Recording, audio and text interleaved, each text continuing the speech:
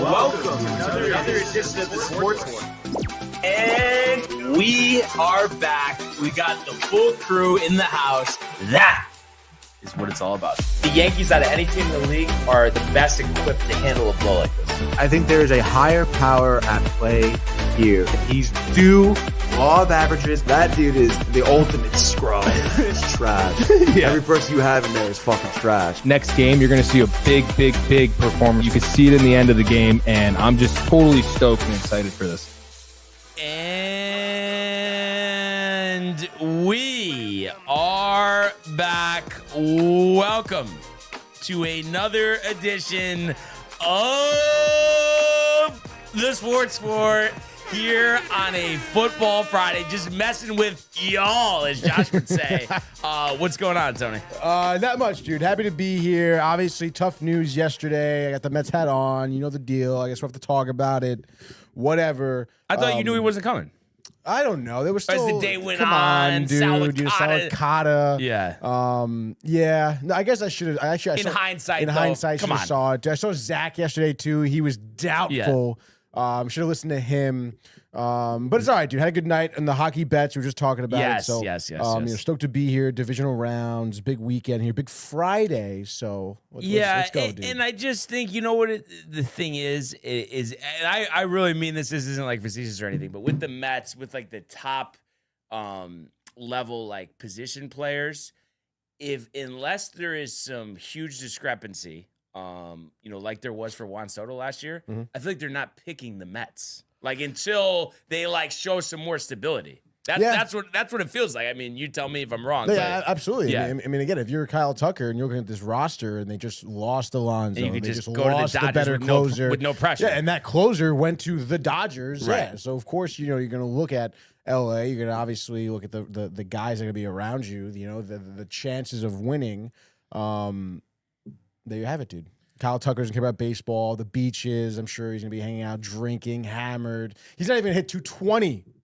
No, I don't know. He's no, gonna be fine, yeah, dude. but he could get injured, and he could He's just not be gonna get no. I mean, he's gotten injured like almost every year of his career. No, but this year is not though. Are you Like he's probably gonna be really good this year. You think? Yeah. No, I don't think he's gonna be bad, but I could see him missing some time. And then also, it's just like I texted Matt this because I saw him in the comments. Because you know, and then you know you got Pollock in there as well. But it's just like, let's just beat him anyway. You know, and I know, like it's just like the same conversation with last year, but Blue Jays almost beat him. It is the same conversation, yeah. Blue Jays almost beat him. No one thought the Blue Jays would even be in the playoffs last year. Mm-hmm. So, again, and I know I said the same thing last year, and yes, the Yankees didn't win. I understand that. But you still got a chance.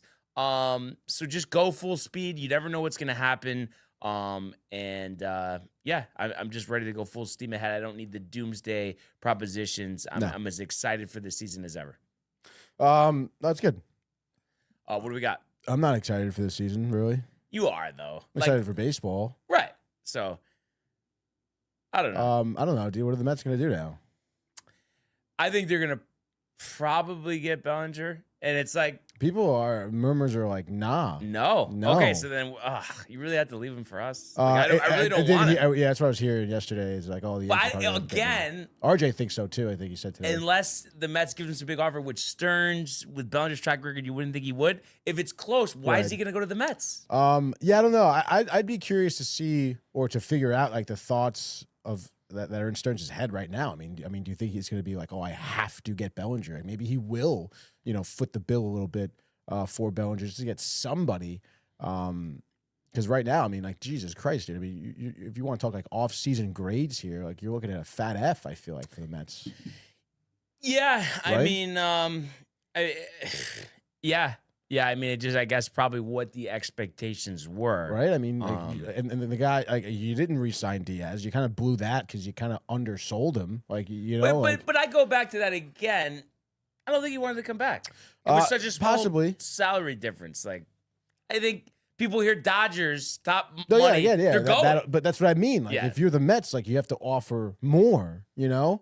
And then on top of that, the one guy that you really wanted, Kyle Tucker, like you couldn't even get him, dude. And you did make him an offer. Like you did a good offer, dude. Yeah.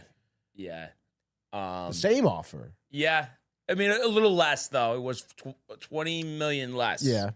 But again, yeah, it's just unless you blow them out of the water, they're just not going to come. I mean, that's just the way that it seems. And it was interesting. I had a little pushback, but then Ernie agreed with me, and I think I stated my case. But in the TCA chat, because Patty was saying something like, "Oh, let's plan a baseball game next year because they're not going to be in 27." Blah blah blah blah. And I'm just like, dude, I don't think that's the case. Now, could we maybe potentially lose a couple games, start the season a little later? Yes, but the whole season's not going to be canceled. And I cited the fact that all of major sports, an entire season has never been lost other than the NHL in 2004. And even COVID, when the owners knew they're not getting any revenue from the games being played in the stadium, no fans or anything, they still played. So there's no way that the whole season's going to be canceled. It's going to be interrupted probably just with schedules and stuff, but the whole thing's not going to be canceled. There's too much money at stake. Yeah, no, I totally agree there.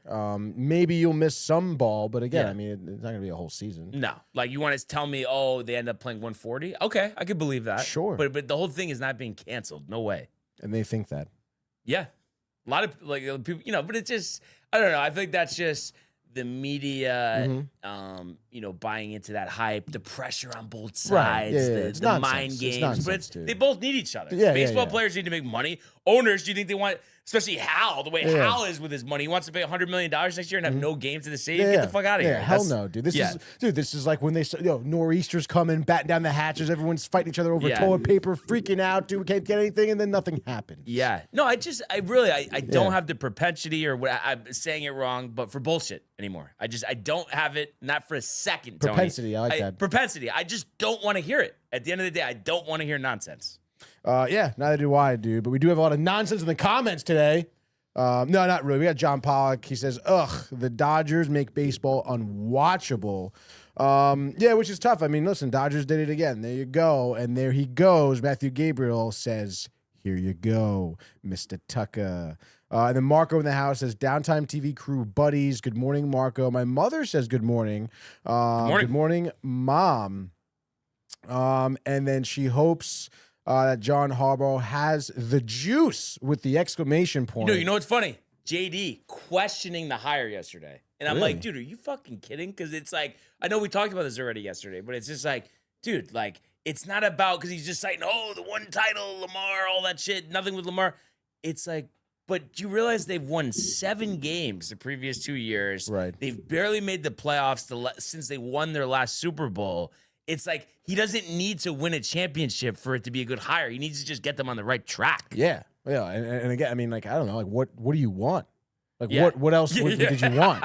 Dude, no, Belichick, dude. Like, Belichick. Really? No, I'm just saying. It's like he was the best guy to bring in. He's going to reset. He's going to change the culture. And he's citing, like, Todd Monken. It's like, well, Todd Monken is going to be way better than Brian Dable. Yeah. And whoever you have as your defensive coordinator is going to be way better than Shane Bowen. So there's no reason not to like the hire. Yeah, no, there really isn't. Kev Dew, I'm sure, likes the hire. Says, sup, guys. Hope you got your losing picks ready, he says. Absolutely ridiculous. Kev Dew with the greasy eggs. He says, what's up, John Pollock? And we have Josh B.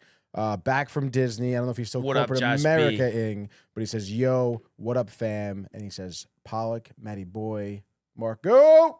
Corporate America or not was at the driving range yesterday. He said it was a successful session. Nice, dude. Also, Corey's in the house on Instagram. What up, Corey? What up, Corey? Islanders 1-0. Big win Tony some money. Yes. I know he's pumped for the Yankee season. Doesn't care about Mark's negativity. And Mike. I was surprised. Mike doesn't usually do that. And I'm talking about Mike, our friend. I'm trying to think. I don't think.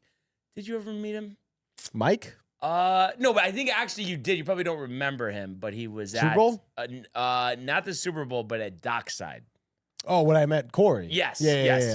But he's, not usually like Mark is like just the most negative person ever with the Yankees. He's like ridiculous. Nice. But Mike's usually kind of just in the middle, and he's saying like he's way more excited for the Giants, and I'm just like, first all I said was traitor, because we've always said Yankees are number 1. And again, this is why I get aggravated, because it's like, yes, the number 1 thing. We're all Yankee fans. We grew up with the 90s and all the titles and how George operated. We all understand that.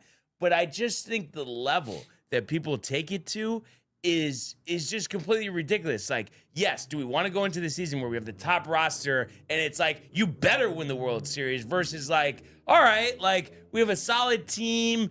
We could use some improvements in some area, but we're in there. We're going to be one of the best teams in the American League. Like, so I think that bothers him so much that they take us down such a level where I feel like they talk like we have no shot and like it's a question if we're going to make the playoffs. And it's like, that's not reality. No. Is it annoying? Would we do stuff differently? Yes, but don't put us in the same level as the fucking Giants. And I'm just lauding Harbaugh, but it's like, most likely, they're not even going to make the playoffs next year. So you're telling me you're more excited for that than I don't know. I think they just take it too far. And this is all with me saying, I can't stand the trifecta of Boone, Howell, and Cashman. You know, I just don't. Why do we have to take it to that level? That's the thing that pisses me off. Yeah, no, I suppose so. And I mean, listen, I mean, I get it. You know, Yankee boys for life. It's cute, whatever. But I don't know. I mean, he's got a lot of reason to be hyped for the Giants, though. But the Giants have no shot to win the title. The Yankees actually do. So how could you be more excited for that? I guess.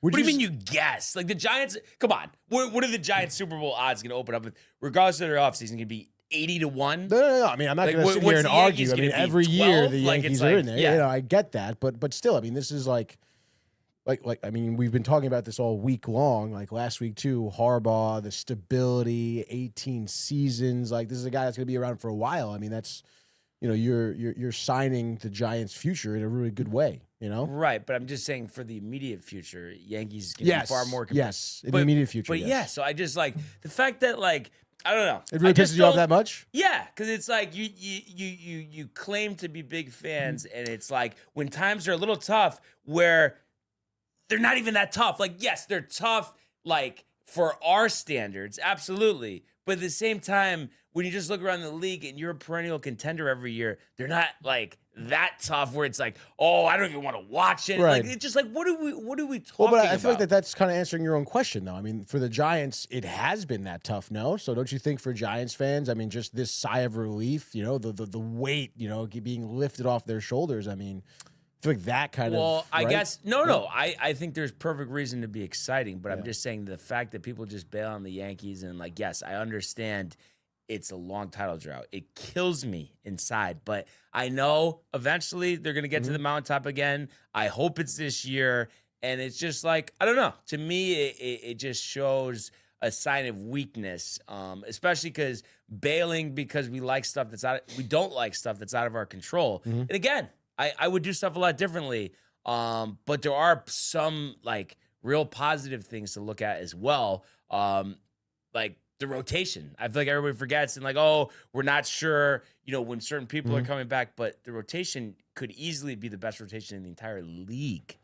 So it's just like, and we have Aaron Judge, and it's like, we can't ignore what Spencer Jones did in the minors last year. Like, those are all things to be excited about. And it's just like, just because like we can't like dominate the offseason and come away with these big $300 million contracts, doesn't make me just want to bail, and that just bothers me. It really bothers me, honestly. And then also JD, honestly, he said he was saying it just to piss me off because he had his show yesterday, and I was commenting, and he was just like, "No, you're not gonna be good. Like not gonna make the playoffs. Like, oh, I can't wait. And I was like, oh yeah, that really sounds like a big fan. He's like, oh, because you pissed you off. I'm like, why? Why do you care that much? It doesn't make any sense. It doesn't sound like you like the team, JD. Come on. Yeah, I don't know about that one. JD, trying to get under your skin. All right, we had some more comments that trickled in here. Let's see. What up, fam? Oh yeah, my mother says, I guess in terms of Harbaugh, anything will be better. He, as in Harbaugh, certainly it's has a great move. the history. Yeah, absolutely. JD. JD. And then John Pox says hi to everyone. Kev just says steak or pizza. Decisions. I mean, I don't know, dude. Why not both? I mean, if we're all going out and getting together, might as long as you don't mind paying for it, Kev, go ahead. You know, pies for the table. Yeah. Tomahawks for the table. A dozen, I don't know, seltzers for the table. A dozen seltzers for the table. John Pollock says pizza, dude. And then he says, I bet you could make amazing food, Kev. Which, listen. You think he's chocolate, though? Who, John Pollock? Yeah. Oh, you think you're a little facetious here? Could be. I don't know, dude. I don't know. I feel like maybe John Pollock is a little genuine in this, but I guess he could tell us. Yeah. But would that be something if we won the bet? We were like Kev has to make us dinner. That would be losing the bet. Would it though? Yeah. Oh, fine, whatever. My mother says Giants are more exciting than the Yankees. You never know. Listen, a lot of respect for your mother. Not gonna go tit for tat, Tony. Okay. But come on, Mary. You know the deal. But I don't need to tell you. So, and I guess really because obviously most of the focus today is going to be on football. But we did have, it's just kind of a mediocre trade yesterday. I'm just trying to pull up In football, you're saying? No, baseball. Oh. Why am I not seeing? It was like a 3-team. Oh, yeah. Damn, yeah. What the hell? What I remember, I think wasn't Josh talking about that last night on the podcast? Yes. Okay. This is what it is. So, what it is. Josh Lowe going to the Angels, Gavin Lux and Chris Clark to the Rays, and left-handed reliever Brock Burke to Cincinnati. So not exactly the who's who, but Gavin Lux, who's been a disappointment, highly touted prospect with the Dodgers, and it's kind of amazing. And I know recently they've done more signing than trading, but it's like they always have a top-rated farm system, but all the guys on their team really aren't from their farm system, but yet they hold this value in these trades. I don't understand it. But couldn't you see Lux turning it around with the Rays or no? Yeah, I guess so. Why not, right? Yeah, why not? I suppose. Yeah, he's been pretty solid, but I don't know. Like you said, mediocre trade, not necessarily the who's who. Lau. Lau, dude. I mean, not the Angels. But no pressure. I can see him doing good. Josh Lau. Sure. Why not? Sure. More excited for the Angels season or the Giants season? Well, the Giants are going to have a better season, right? we can pencil the Angels in for a losing record every year. Giants, definitely. In theory, everything goes right. The offseason and just everybody, injuries, all that stuff. Giants could win 10 games and make the playoffs easily. Yeah, no, easily. absolutely. That roster is pretty good. And then what was there was one other thing. Oh, I know what I was going to say too. With the Dodgers, Tony, and I look at this on both sides, I feel like they've run into such good fortune. Besides, yes, pitching, there's been some injuries, but for the position players, there really hasn't been. That could happen. A lot of extra wear and tear, all those playoff runs the last couple of years. Guys getting older, too. Guys in their mid-30s, we talk about these with the contracts all the time. Freddie Freeman, what's Freddie Freeman, 35, 36, Tony? I feel like we forgot how old some of these guys are. Yeah, no, you're not wrong. But I will say, a lot of these guys have shown a lot of resilience. Not Betts. You want to talk about Betts. Betts looks... Well, think about what he had. What he didn't have like that stomach issue to start the year. Everybody's got stomach issues. Come on. What? I'm saying you have a couple beers, wings. Come on, okay, that's nothing. Freddie Freeman. I can't believe you even came to me with the stomach issue. He was like ill, like really ill to start the season. I do remember. Well, I'm saying and then regressed. Freddie Freeman with the ankle all postseason too, and he's battling through it. Wasn't that 2 years ago against the Yankees? He had the ankle. That's why we but again this year though too, right? I'm like 100% certain the ankle acting up. Freddie Freeman overcoming the injuries. The man. I will say, those players have showed a lot of resilience, which is why they've been able to, make these runs. But yeah, you could argue too. It's been Freddie Freeman's gonna turn 37. Tampa Bay Lightning, 37 next year. All right, and he's an All-American ball player. He's a great guy. What is he still in college? Every fucking year, you guys killing it. I don't know. That guy seems like the one player who won't ever regress. It seems. Mookie Betts is gonna turn 34. Okay. Obviously we know Ohtani scoring his prime. Tucker, didn't have a great year last year. Maybe his stomach was bothering him. All the deep spit pizza. Oh, my God. I wish I said it right because it was a good thing to say, but I didn't say it right. But, maybe that bothered his stomach. But he didn't have a great year. Questions about the Zaire. But I'm sure, honestly, in all seriousness, I think Tucker is going to do well. But my point is we just act like it's the best team that God could create. We're all so jealous. There are some things that could go wrong, okay? And I look at that. I think they've had the best luck in the majors, the last couple of years, just with injuries and everything.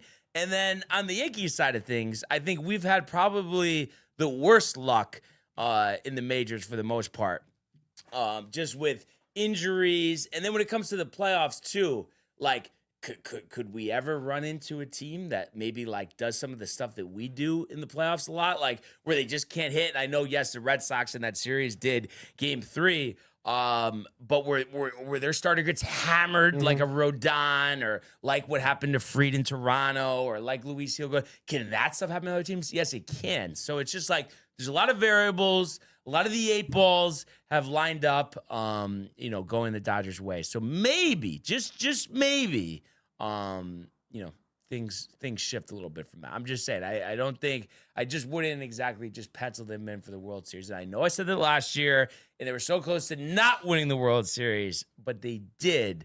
But I think especially as like the Betts and the Freemans age, it's just like there is a certain time where just out of nowhere, you're done. Like, it's just like not many guys produce at a high level when they're in their late 30s. Like, a lot of times there's a severe drop off. No, yeah, you're not wrong. I mean, history will show you that. A lot of players, like you said, as the aged, it's typical. But I guess we'll see. I think at this point, I mean, the Dodgers are still going to be a major threat. They're still going to be favored to win the World Series. But they could lose in the division series. They could. They certainly could, dude. I mean, it's super competitive. I know a lot of teams make the postseason. But obviously at that point, I mean, anything could happen in a 7-game series. Yeah. So I'm ready. I'm like Kev Dew, like with the boxing gloves on, ready to go. Yeah. What else we got here? Let's see.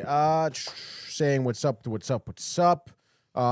then Kev Dew says, like I said, Tony, you get steak and Barnes gets a big plate of marinated shit. I don't know what's funnier, that or the joke that he's done 100 times about Yankees and Cowboys fans, but it's real funny. John Pollock laughing at the marinated shit, we have Chief coming here with the 9, dude.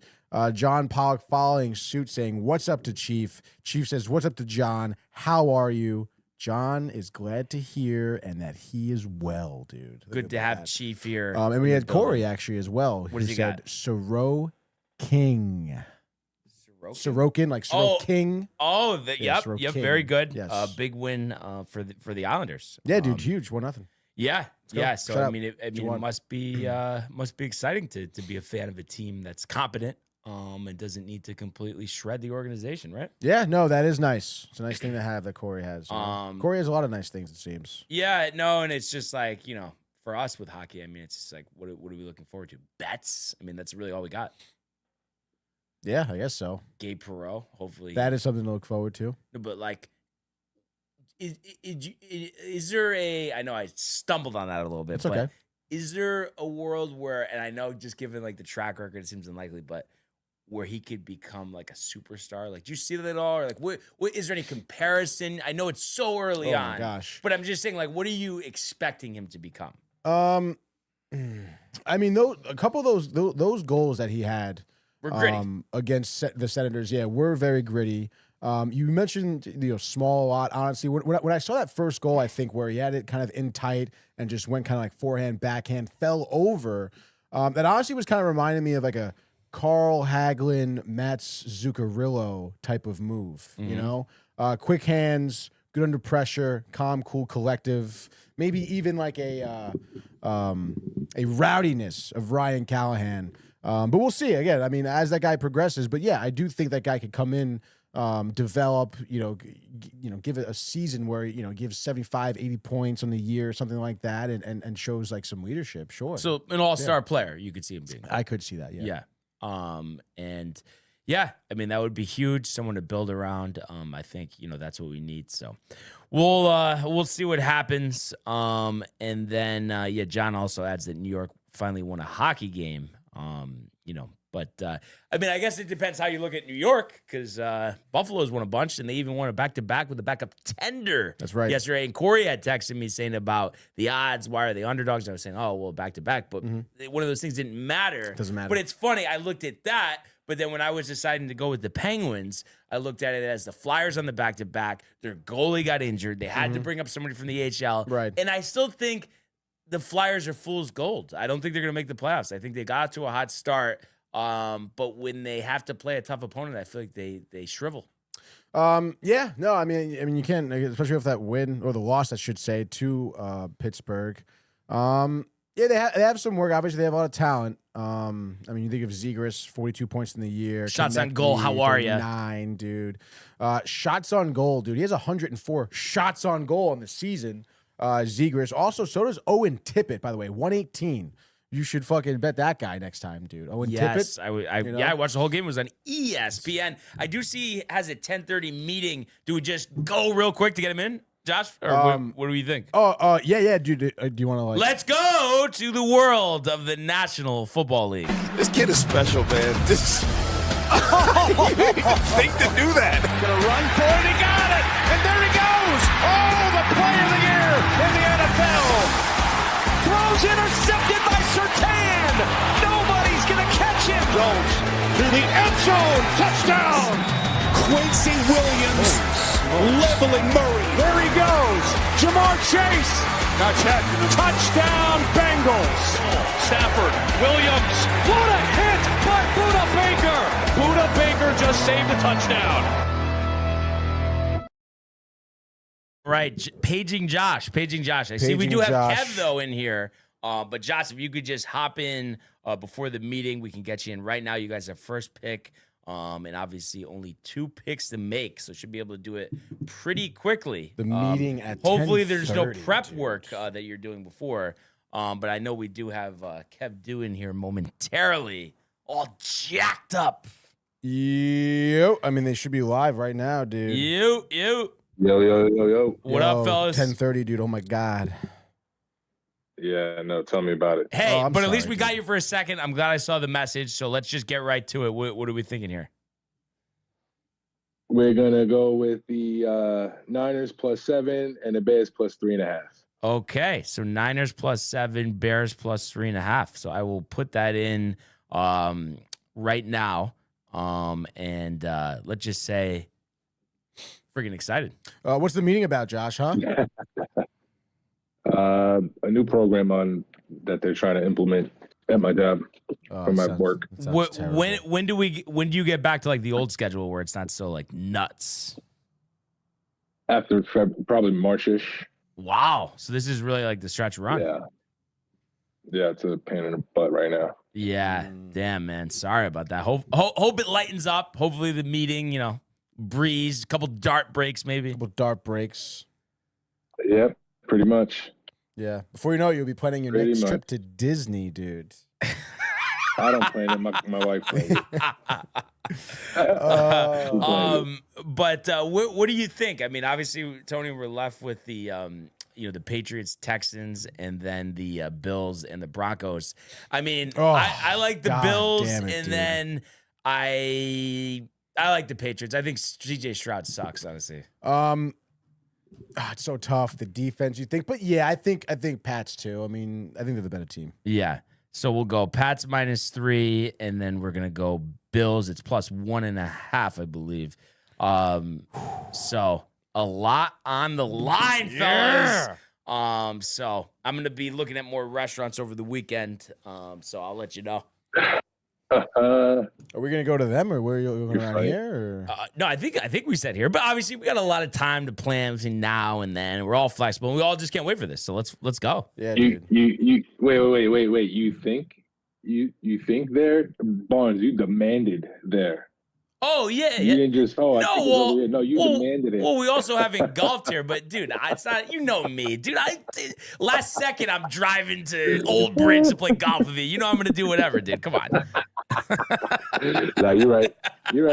I think Sakura would be nice. Yeah, Sakura. Yeah, Sakura. Would be sick. Yeah, we gotta go Sakura. No, Sakura. Definitely get sushi appetizer. No, I want to go to Sakura because I know Josh will love it. And I can see Kevin. Oh, I really like Jersey. Like you know he's gonna say something like that, but I know Josh will appreciate some good sushi and hibachi. So how many shrimp you think Kev Duke can catch in his mouth? Like even one, honestly. I mean, he has that big bag all the time, so probably what 7?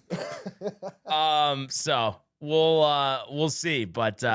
Best of luck to you, Josh, not only with the picks, but the meeting. Yes, dude, good luck. Yeah, we appreciate you giving us a couple minutes. You're already late for the meeting, dude. Yeah, pretty much. It just started. Peace. All right, thanks. All right. I guess Kev Duke is just tight, I think, because I've been talking a lot of shit. Yesterday, there was a lot of back and forth in the group. I kind of went after it. Because it just, my whole thing is, I love Kev, obviously, but I just think sometimes, like, he thinks because he just shouts really loud I get that. that means that he's right. And it's just like, dude, you're not right all the time. It happens, just let dude. it go. Yeah. That's it. Nothing more, nothing less. Now, also, Pollock says the meeting can't wait. Sounds like 2-0 to me. Great picks. Kevin, Josh got this in the bag. Oh, what the fuck, John? Yeah, I don't know, but it doesn't matter. It doesn't matter what this person thinks, that person thinks. It matters what happens, Tony. But Yeah. what did you, I feel good about our picks, so I don't know. Yeah, I do feel good about our picks as well. I feel good about their picks as well too. I mean, I would have went probably the same with both those games. I mean, I can see the Rams again. I mean, the Bears are getting 3.5. Even if the Rams win that, I can see it being super tight, field goal. Well, and you heard them talking on DNR this morning, or no, about how cold it's going to be? I think potentially a -16 wind chill. Are you I think it's going to be serious? 2 degrees at some point during the game. Holy shit, really? And That's crazy. Also, Josh says, appreciate you, Pollock. And then Chief saying he had a call war with the picks for both. So they went with the Niners +7 and the Bears +3.5. And we went with the Pats -3 and the Bills +1.5. And also a live report here from Kev Dew. I guess he's not tight. Says he was had technical difficulties. Oh, sorry, Kev. Was talking, but you couldn't hear me, and I was not on mute. That's interesting. Maybe bad service, boiler room. Yeah, I don't know. Maybe, right? I mean, that's sometimes. Listen, I get it. Technical difficulties, it happens. Sometimes, unbeknownst to you, Yeah, happens, dude. Especially with audio. But yeah, so it's interesting with that Bears game because I do feel like the Rams are way better, but I don't know. I have a tough time thinking back, and I know you can't go by his entire career. He's in the Lions, different organization, but it's just like I just can't think of many games that Matthew Stafford in freezing cold weather won. That's the only thing that I'm struggling with on that. And they could win by 3 and lose the spread. Yeah. No, Right? yeah, I mean, totally nothing agree, comes to dude. mind. I mean, they almost beat Philadelphia last year, but they Right, didn't. but they didn't, dude. Kev Duke confirmed, by the way, in the boiler room, top of Bloomingdale's at Short Hills Mall. The mall at Short Hills Wow. with Michael K. That's crazy. Fuck that place. Pollock says Rams by 20, but yet why is he telling me that they have it in the bag, but he's saying Rams by 20 when they took the Bears? Oh, maybe he was being facetious? Maybe. Because he did he say did the say LOL with the laughing. Okay. Maybe we don't give Pollock enough credit. There we go, dude. Let's go. But then, I don't know. Who knows? Josh B says, Josh B, this is a fucking meeting, dude. Yeah. Well, the new program implementing. No, but he's got to listen to Barton Carlin. Oh, my God, dude. He doesn't have enough ears for all this, dude. Now, what do you feel better about for us? The Bills or the Patriots? Patriots. Really? Yeah. Okay. I don't know, dude. I mean, listen, I've been pulling for Josh Allen, Buffalo, New York's only team. It's cool. It's great. But I don't know. Something tells me that he's going to blow it, dude. That they're going to blow it. That their team isn't good enough. Pollock saying F the Bears, and then CF Daily 710 says I got Pats Bills AFC Championship game. Wow, there we go. Not bad. That would be good. That Third would be matchup good. of the year. Thank you for tuning in. And I mean, technically, that's what we got. So, yeah, Looks like a hockey player. let's go. Let's go. go. Right? Let's go, dude. So yeah, I can't wait to watch these games. Yeah, me too, dude. It's gonna be awesome. And kind of interesting the way they did the time. The 4:30 on Saturday is pretty standard, but Sunday, I don't remember them copying the championship Sunday time slot of 3 and 6:30, but that's great. Sunday night, you don't have to go to bed at midnight. That game's gonna be over easily before 10 o'clock. Yeah, absolutely. No, I like the schedule. Good schedule. Sunday, it'll be nice. Now, Sunday night, the rest. Texans, #1 defense. Patriots have dude. been playing better on Yeah. defense, but not as Good good as the defense. Texans. But Good feels like defense. we might be setting up for Joe Buck blocks, right? Yeah, I could see that. I mean, I feel like that. I don't know. I mean, low scoring, yes. Good defenses, I think. I think Pat's maybe defense is a little underrated, maybe.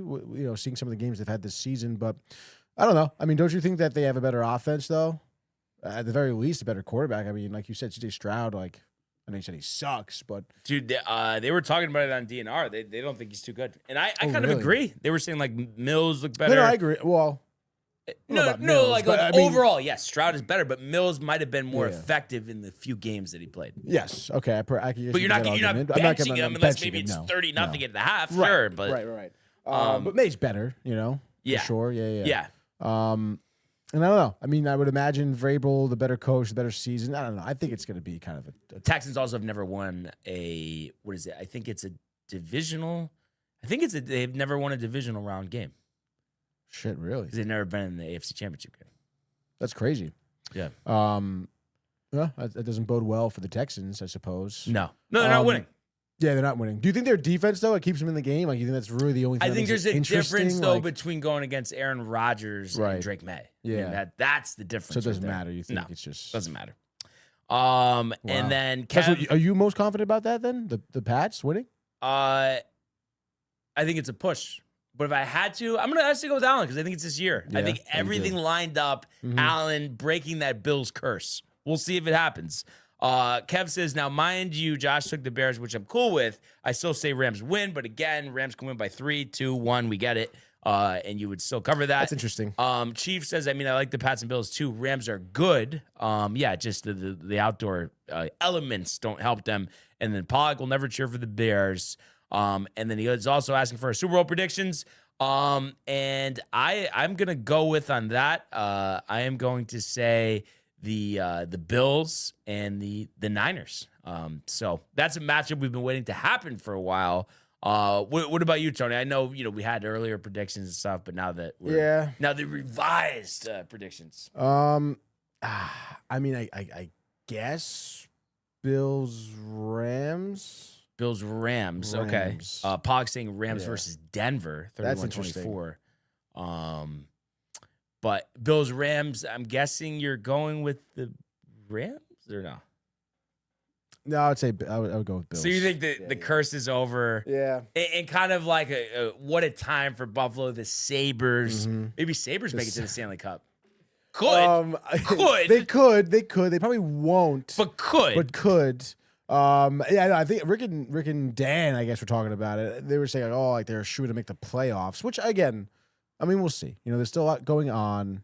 Very competitive. And I'm sure Josh probably asked John Winthrop this morning, but do you know why Rick was out or no? Did they say? Because I didn't hear at the beginning of the show. No, neither did I. It's like seemed kind of odd, like football Friday playoffs. It doesn't seem like it was a It seems like he's like sick or some Oh, you personal think so? thing. I mean, I would imagine. Wow, yeah. And then maybe he was tied about Tucker. Mookie Betts in the stomach. Yeah, I don't know. I will say though, I feel like it is pretty. I think it's common for Rick not to be there on a Friday. Not during football season. No, yeah, you're not wrong. You're not wrong. And he then, says Troy, not Winthrop. So what's the deal though? Why wasn't he? Why was was he he out, there, Josh? Why wasn't he there? And then CF Daly says, I don't like Josh Allen. Pretty interesting. Well, then Interesting. what's your prediction for the Super Bowl then? CF Yeah, because I don't think he Daly. gave us one, right? He did not. Okay. Well, let's see what he says.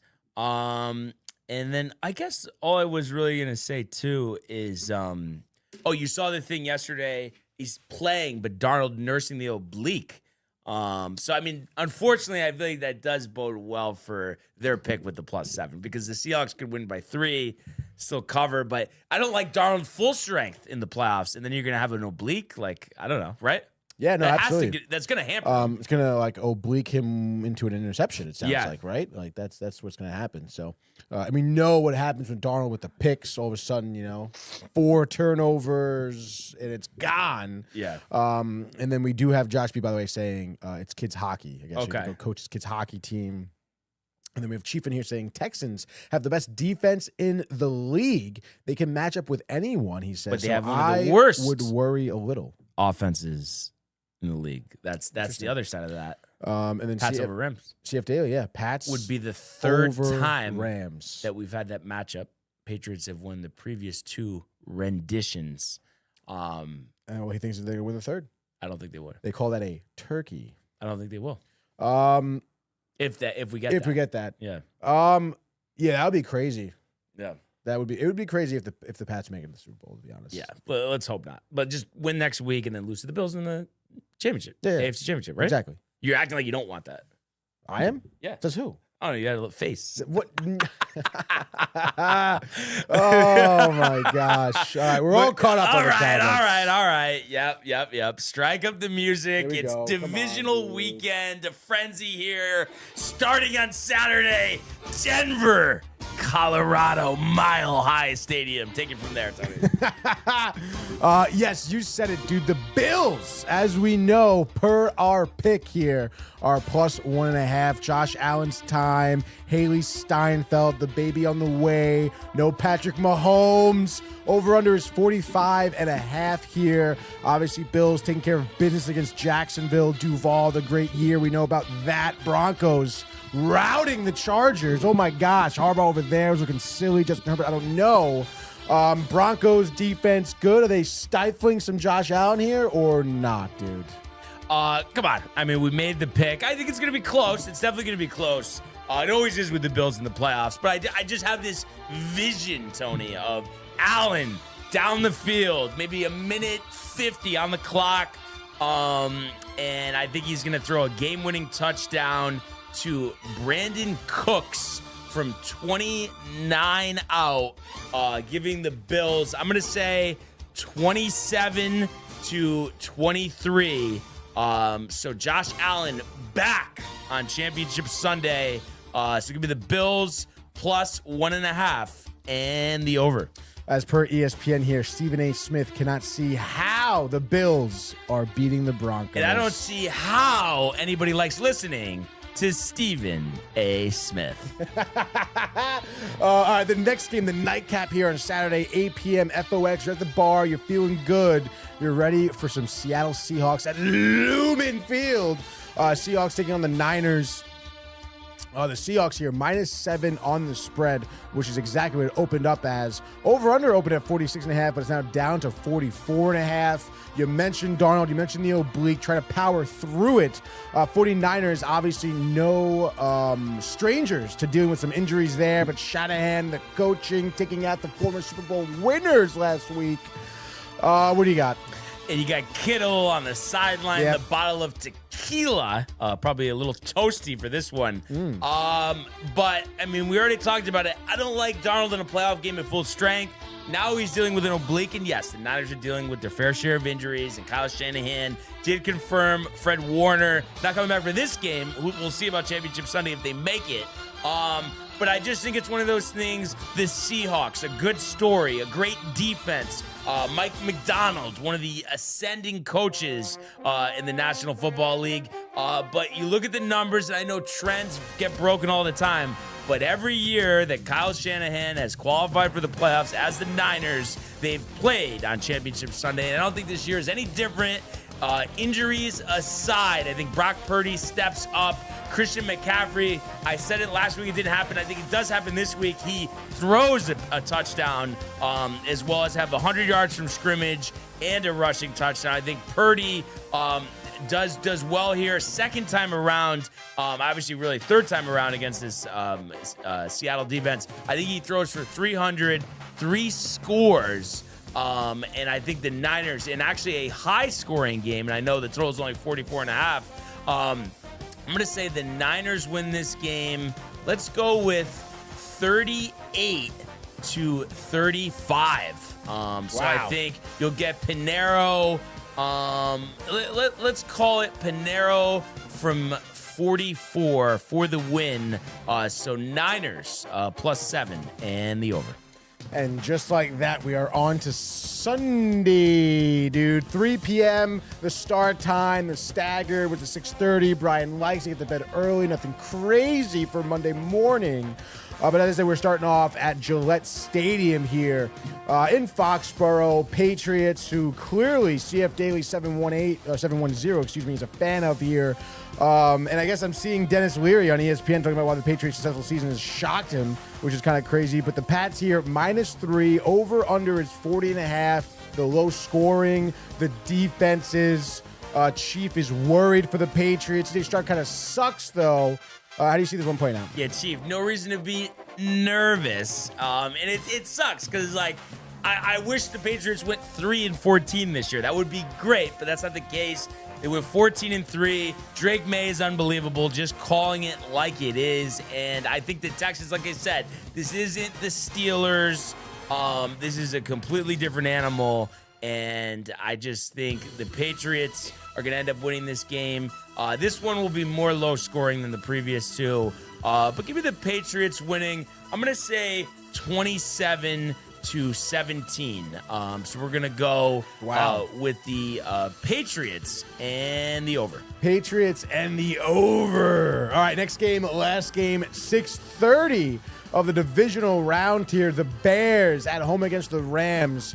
According to Brian Barnaby, the weather expert, the wind chill will be at -16, dude. At some points, hitting 2 degrees here on this cold Chicago night. The Bears are +3.5 here at home. Your total is set at 48.5.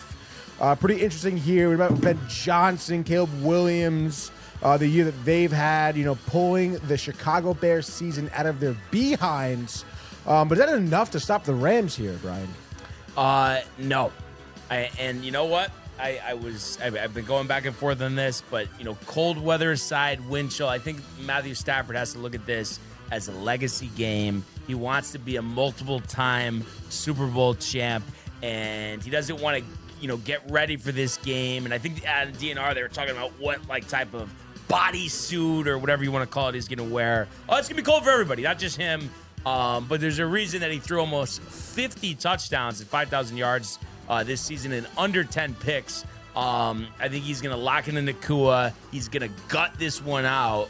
And I think it's, again, driving the Rams down the field, leaving the Bears maybe only 15 seconds on the clock for some trickery that doesn't work. And I have the Rams winning this one 27-20. So give me the Rams and the under, and just like that, that's your NFL divisional frenzy here. What the weekend it's going to be, and hopefully it's not marred by some Collinsworth waxing early on Sunday evening. Yeah, absolutely, and I certainly share that sentiment early on Sunday evening. But I mean, I guess if you had to, of all your picks, which one are you most hyped for, most dialed into? I think the Bills. You still think the Bills? I thought that Denver, I mean, you can't argue with the record this year. What is it? I mean, that they won 14 games, but 14 games is a lot. But I just feel like that bye week is going to kind of mess them up. And then I just feel like, yes, they have a good defense, but they've also had games where they've gotten torched. And I just think their offense, even though the Bills' defense isn't that good, I just think their offense is not going to show up, and that's why I think the Bills will have what it takes, and maybe a Knicks interception or two does them in. But that's what I'm most excited about. What are you most excited about? Honestly, I think it's going to be the Rams-Bears Sunday night. The cold, dude. And then, like you said, I mean, it is like a legacy game here for Stafford, So and really McVay for that matter too. Yeah. Yeah, no, absolutely. Can magic strike or lightning strike twice? And then also, CFB Daily says he's got Pats over. Oh, yeah, I did say that. But he says, what do you guys think about Bregman leaving the Red Sox? Yeah, it's a big loss. And honestly, I think the Red Sox offensively this year are going to struggle. And I know some people were high in their offseason. And I think Roman Anthony is going to be an absolute stud and probably terrorize the Yankees for years to come. So at least I have him on my fantasy keeper league. But I just question that pitching staff as well as the offense. Like Wilson Contreras, he's getting older. I just don't think they're a great team. So that's kind of my thoughts. And then he's asking about the MVP, Mayor Stafford. I have Stafford, but I don't think that it's crazy to say May should get it too. I just think Stafford has just slightly outproduced him. But May has been unbelievable, especially at his age. I mean, Stafford's been doing this for a long time, but Drake May has had an unbelievable season. I mean, you can't really argue too much either way. I mean, what do you think? Yeah, no, I mean, I don't disagree with you there in terms of arguing there. I would probably lean May though. I feel. Especially because was there that one game where Stafford had like 3 picks or 4 picks or something like that? Did he have one bad game? I think just 2. I think. 2? Anyway, I mean, we go to the game last. He only had 8 picks all season, started in May, but he had 15 more touchdowns and 300 plus more yards passing. Stafford did. Yeah. That's crazy. So they had that many more touchdowns. 15. That's why it's like it kind of hard to argue. Yeah, as I guess far that as is I'm kind of hard concerned. to argue. And he did have 3 picks against Atlanta, but I mean he only had 5 the rest of the season and 16 other games. So I mean that's pretty. Yeah, that's a pretty strong good. season. Yeah, Atlanta, dude. And then a couple more here. Chief, Patriots have a history of putting the ball on the ground. Texans have a history of making you put it on the ground. Texans produce a couple of turnovers and get the win. I just don't think they're playoff tested, honestly. In this round, they haven't won. And I think D'Amico Ryans is a pretty good coach, but I think Mike Vrabel's a better coach. And I just think his offense is so much better. So that's why I think they win. And then CF Daily says, May has a way worse offense to back him up. I think he's more valuable. You know what the thing is, though? It should, but it's weird.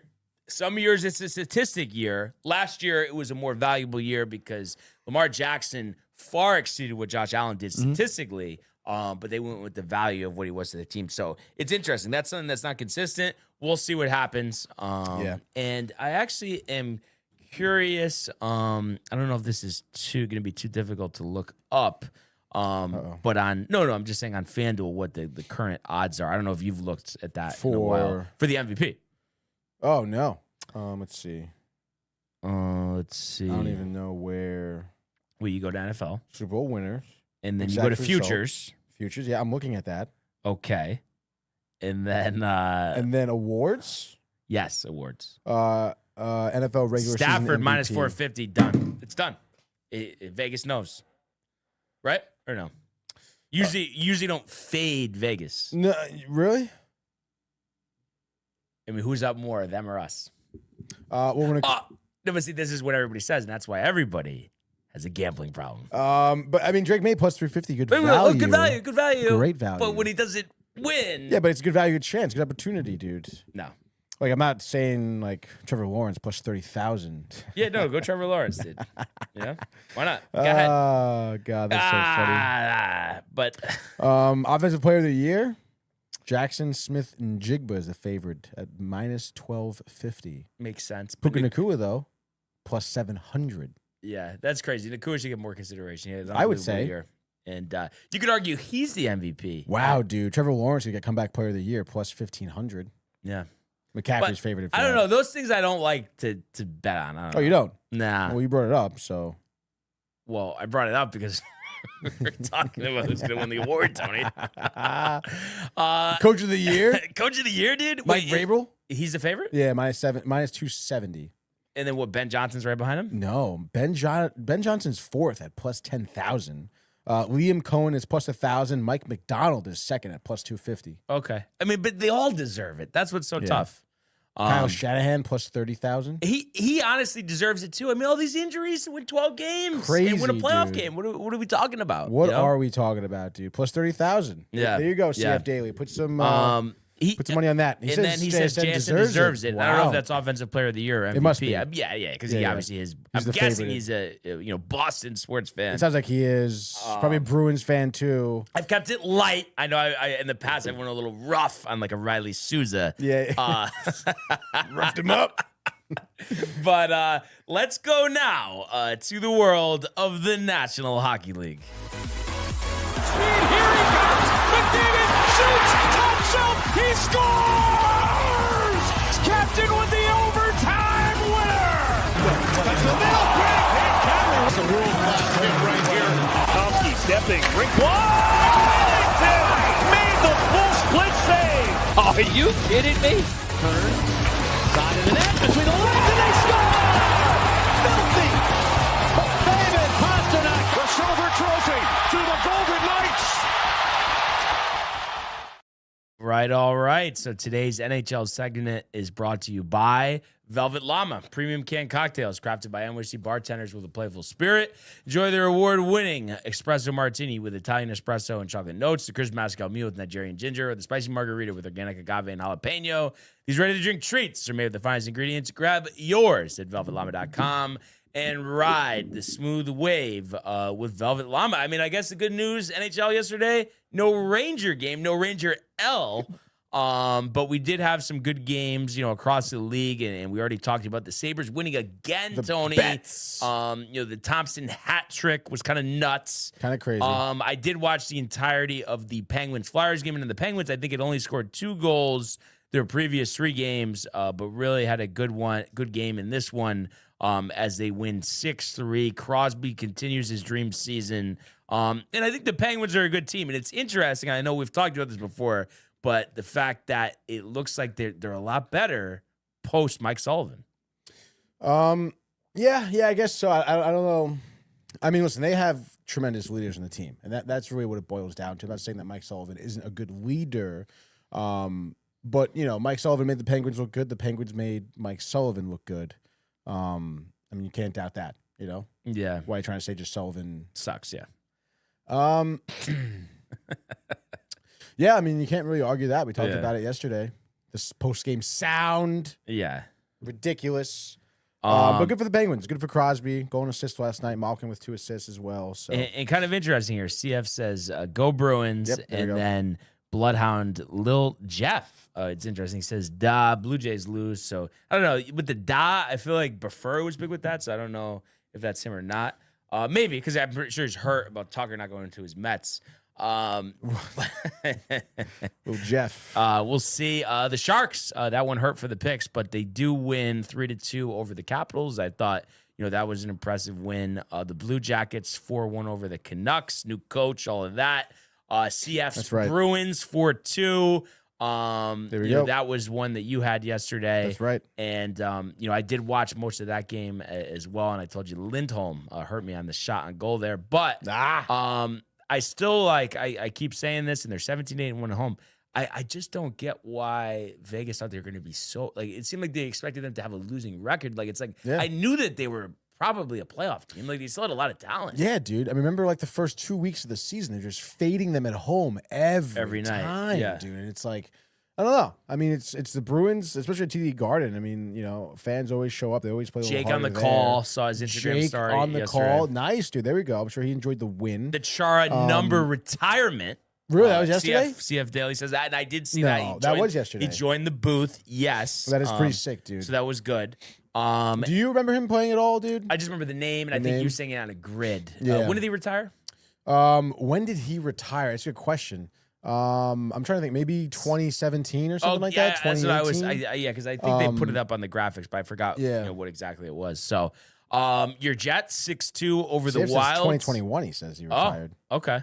I remember he went to play for Washington for a little bit afterwards. Okay. But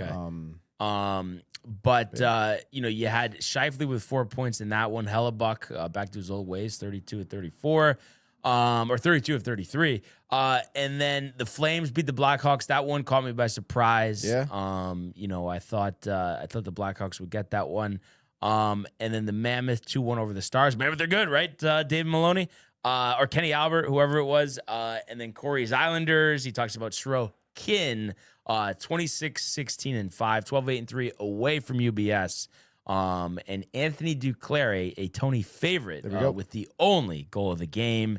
And then the Knights down 2-0, down 3-1. Very exciting game. Rally to win 6-5. And that was a nice one to hit. Again, I wish it was more than $5 on it.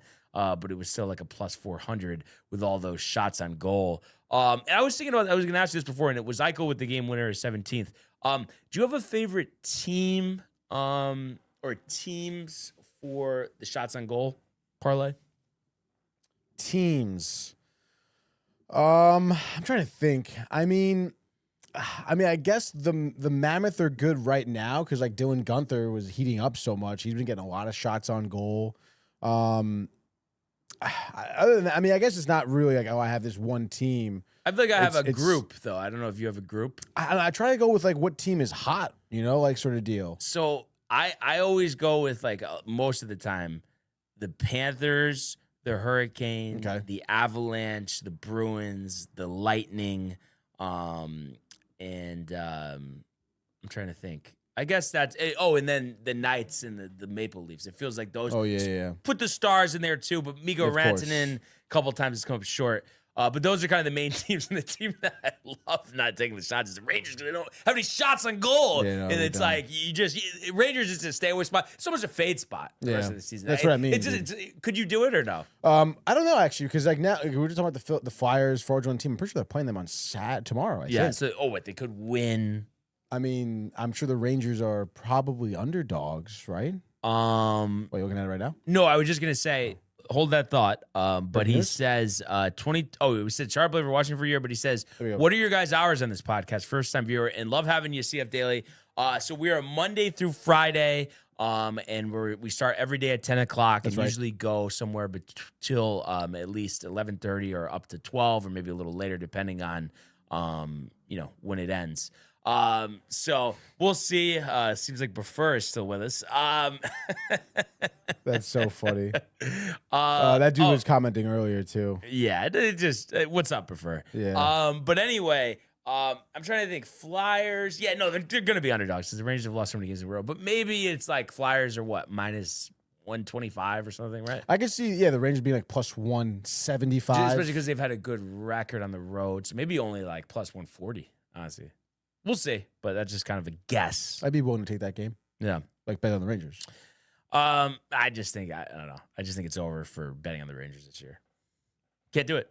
Just seems like, why? I'm going to fall for it again? Well, you may be able to make some good money, dude. Could. But won't. When we go see them play the Devils with Chief, I mean, like, I'm definitely putting somebody on the rags. Yeah, well, when you're there, you break the rule. But you can also go shots on goal, then you don't have to worry about it. I know it's sick. Oh, the separate thing, but they're gonna lose. Do both. Do both. Do both, dude.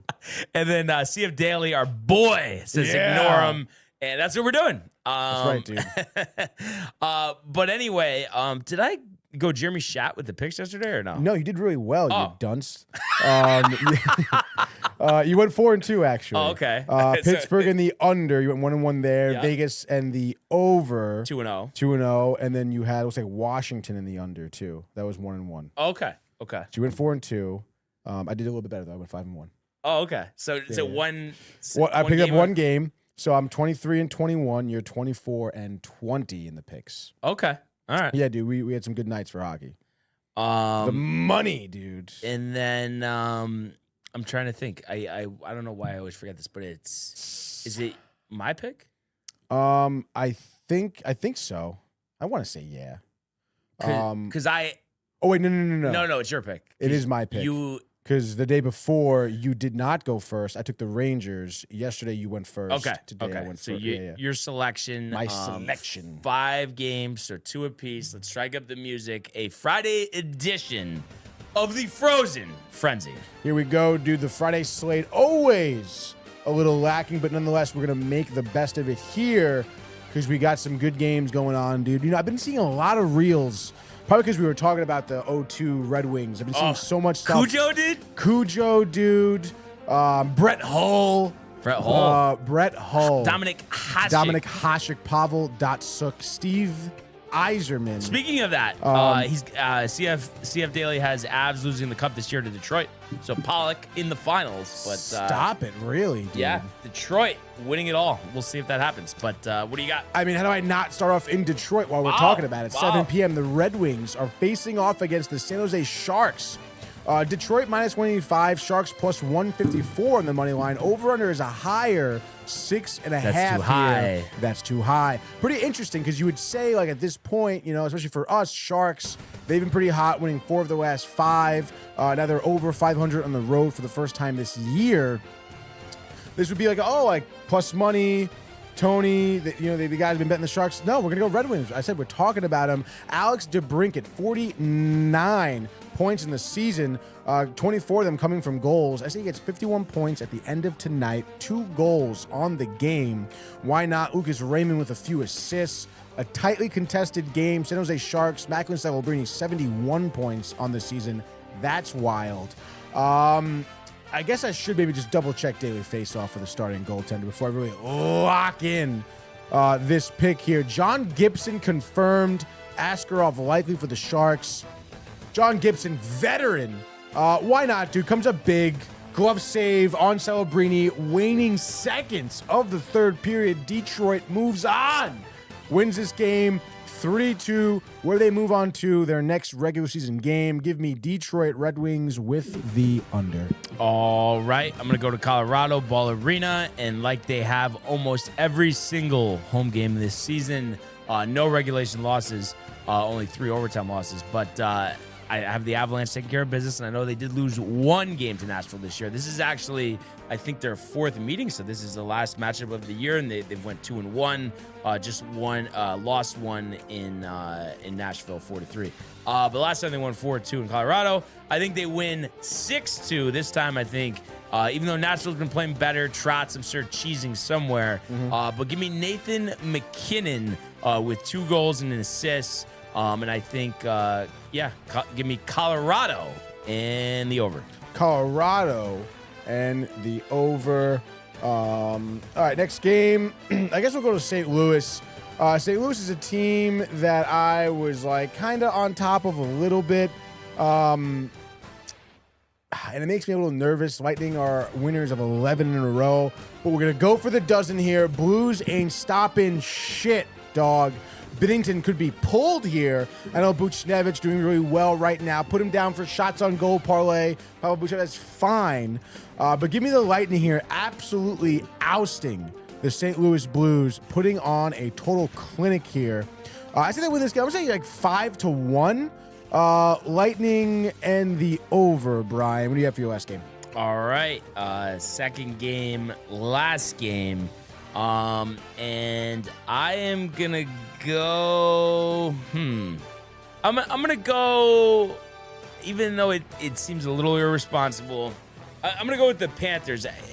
It's almost tempting to do a ticket on it. I mean, plus 136, like they're chopped liver. And I know that they've struggled at times this year. I know they're only 10-9 on the road. Carolina, a stout 16-8-1, but they've lost their last 2.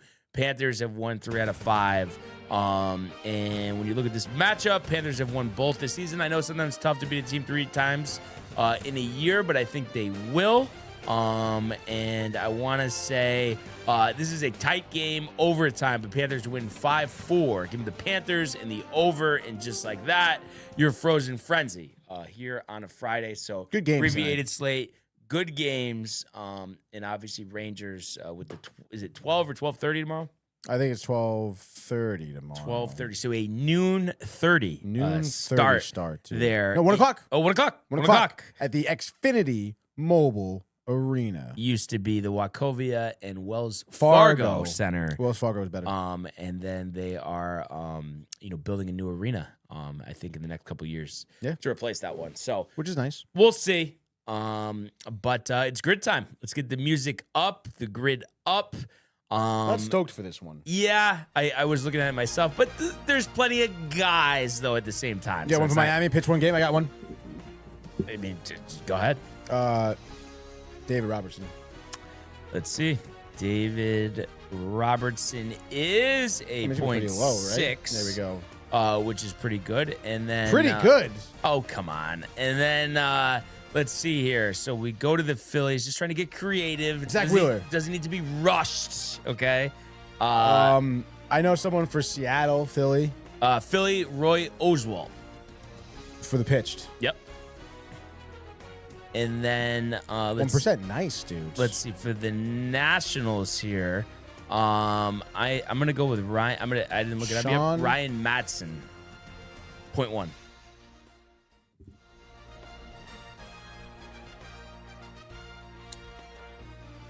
Ryan with a Y? Yeah. Isn't it? And then Madson? Yeah. Oh, okay. Oh, yeah, there it is. I don't know. It wasn't popping up. 0.1. And then did you say you had somebody? Taiwan Walker for Seattle Phillies. There's Jay Bruce. How do you feel about that? I feel like either or. Jay Bruce maybe less. 1% for Jay Bruce. Yeah. I mean, boy, man. Dempster dead nuts. I wonder if that's high. 3%. Okay, yeah. Dempster, Ryan, Dempster. Another Ryan, dude. Yeah. We can do Dominic Smith. For which one? Reds, Nationals. Reds, Nationals. Okay, let's do that. Bang. 0.3. Okay. Let's see. Seattle. I feel like Vogelback, right? I'll double check, but no. Daniel Okay, Vogelback for I'm what, thinking of somebody Seattle else. and No, there's who is Washington? It? Is it? It's not Cruz. Josh Bell. Garrett. No, it's not Garrett Cooper. Josh Bell was never on Seattle. Yeah, no, he was in Miami and Washington. What's up with these NL East teams? Yeah, anymore, right? dude. What the fuck, dude? Cincinnati, Washington. Cincinnati, we did Dom Smith. Oh, right. Cincinnati, Philly. I feel like did Sean Oh. Doolittle pitch for Seattle? I don't think so. Shit. This is a tough one. Damn, Castellanos is 15% Johnny Cueto. for Seattle and Miami. Did he pitch for Miami? No, I think he pitched Oh, for Miami. He pitched for Seattle. Shit. Pitched for the Reds. And then let's see, Expo Seattle. Obviously, you have Randy. But let's see here. Other guys, Seattle. Josh Bell didn't. Richie Sexton didn't. Oh, shit. Sorry, Beltre. Josh. What? Josh had one. No. I guess the grid wasn't up for that right there. Oh, okay. Pull up the grid. He says. My bad. Hold on though. A little excited. I feel like no, not Edgar Renteria. Juan Pierre, no. Miguel Cairo. Ichiro probably is $1 million. Ichiro would be $1 million.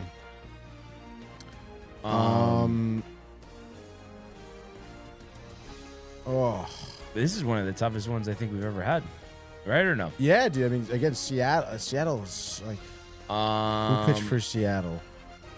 Who pitched for the Nationals? J.A. Happ?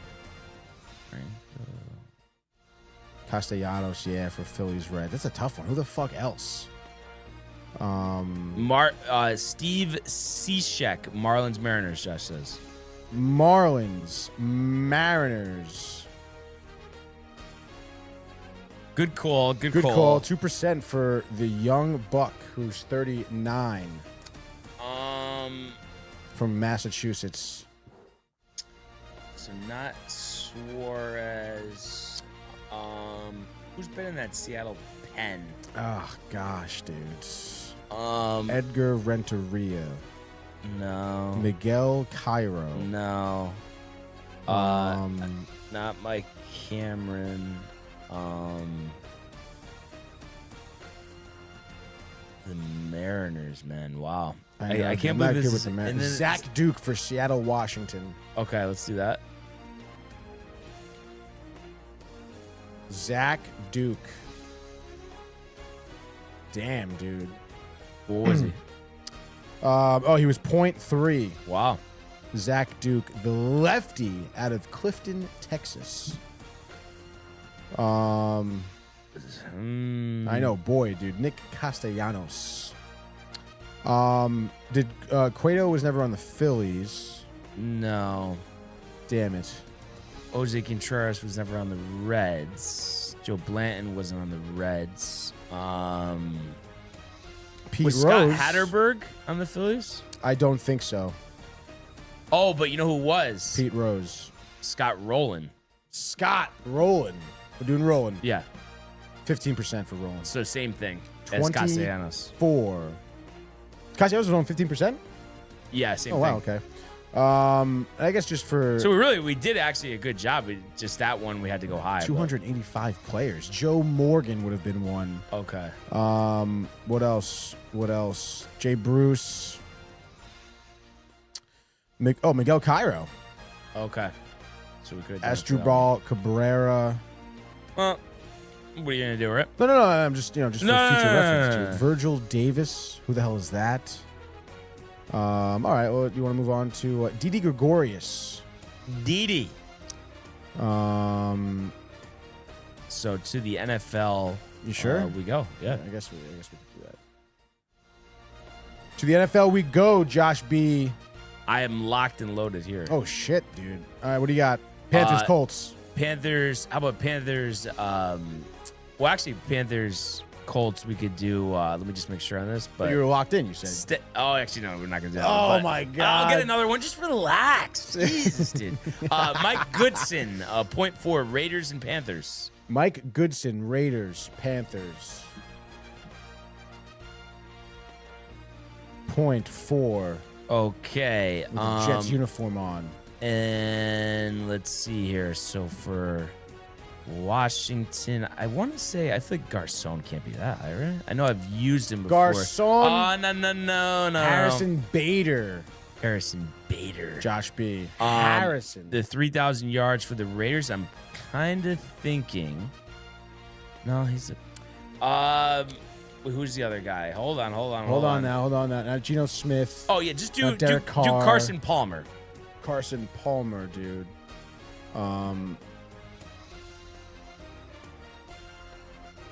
Gardner Minshew didn't do it? He was the Colts. Oh, you want? You didn't put that in? No. Because I can't see the screen. Did you even say that? I did, yeah. When did you say that? Right at the top. No, you didn't. Yeah. 2% for Minshew. And then what was Palmer? 5? 5. And then 3,000 passing yards Hall of Fame, Dan Fouts. Dan Fouts. Where did Carson Palmer go to college? USC. You kidding me? How'd you not know that? Come on. Harrison. Hammered. Washington Hall of Fame. Let's see. They don't have to be Hall of Fame inducted to Hall of Fame, pair with a team, player must play regular season or playoff game with the team in question. Or a playoff game. Think about that. John Riggins is high. That's too high. Could do Dion, but that's probably high as well. Thinking is.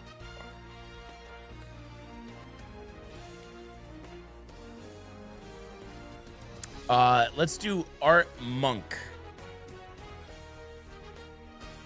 For the Commies Hall of Fame? Yeah. 21%. Lower than Riggins. Where did he go to college? No. He went to Syracuse. There you go. He's from White Plains, that guy. White Plains, you say, eh? Okay, let's see here. So, the Panthers. Because it's like, I know Julius Peppers, but it's like, who else is in the friggin' Hall of Fame? Reggie White, Panthers Hall of Fame, if that's the case. Who said that? Josh B. Okay, yeah. Put Reggie White in.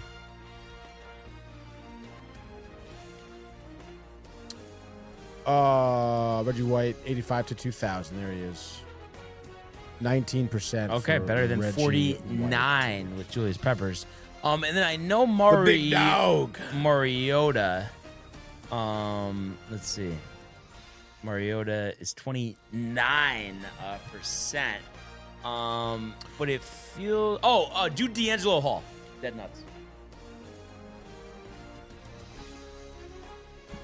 Dead nuts. 2% for D'Angelo, who went to Virginia Tech. Bang. Come on. D'Angelo Eugene Hall. Oh, wow. I'm thinking we're done because I filled it out on my grid, you know? All right, Tony. I mean, you can chuckle for a second. Come on, dude. Come on. Well, who do you have? Too high, those guys? Or well, Pierre was 20. I was just looking into one thing I had a thought on, but I just want to make sure that it is correct. And the Colts Panthers. I think about other guys or other quarterback. You could go Kerry Collins, Colts Panthers.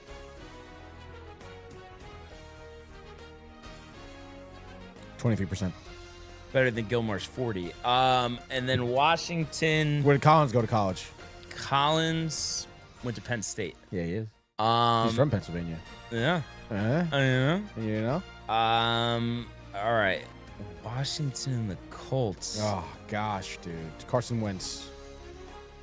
But that'll probably be higher than Garcon. I mean, do we settle on Garcon, or do we see if you can find a diamond in the rough? All right. I mean, we might as well. Yeah. Right? Diamond in the rough.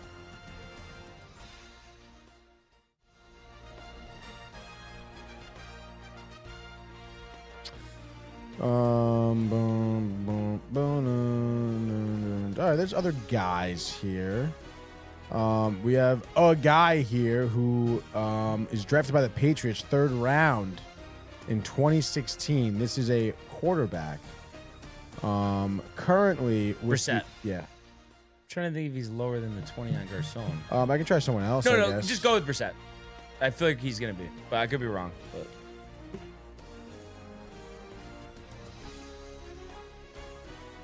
Brissett was 10%. okay, so we saved a little bit there. Saving a little bit, dude. Face. The coupons here as we go now 85. Okay. to the hardwood. 85. Josh B. NBA. Josh B. All jacked up. Magic. 20 points per game for a whole season. Dwight Howard. A Frenny. Oh, but he's 15. Oh, shit.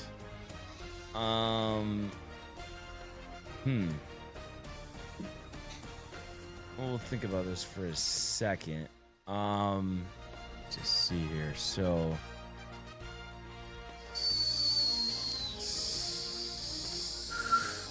I'm trying to think. He didn't have probably 20 points, right? Neither did he. I don't believe. Oh, okay. The Matrix, Tony. Sean Marion, 20 points a game for the Suns.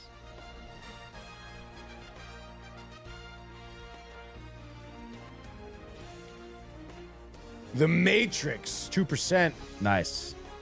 Where do you go to college? He went to UNLV. He did. I mean, Running are you Rebel. are you a little impressed? And I don't get No, yeah, it's good. everyone, but No, yeah, it is. Yeah. It is impressive, yeah. let me see here. So, I guess trying to think, is Derek Favors? I don't think he scored that much. Bum, bum, dun, dun, dun. And with Darren, Josh B. Is Josh B here? I don't think so. I think he'd be commenting if he was. all right, just go. Oh, wow, there we go. Magic, 20 points per game. Steve Francis. Okay. We've had this before. Yeah, do Steve Francis, and then just do Laurie Markkinen for the Jazz after that.